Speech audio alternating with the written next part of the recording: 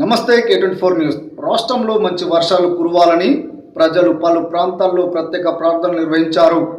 సిద్దిపేట జిల్లా ఉస్నాబాద్ మండలం పొట్లపల్లి గ్రామంలో గ్రామస్తులు సాంప్రదాయ కప్పతల్లి ఆట నిర్వహించారు.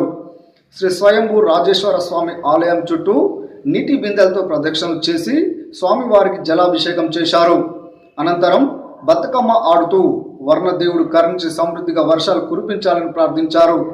వర్షాల లేమితో వ్యవసాయ పనులు నిలిచిపోయి రైతులు ఇబ్బందులు ఎదుర్కొంటున్న నేపథ్యంలో పూర్వం నుంచి వస్తున్న ఈ సాంప్రదాయాన్ని కొనసాగిస్తూ గ్రామస్తులు వర్షాల కోసం ప్రార్థనలు చేశారు.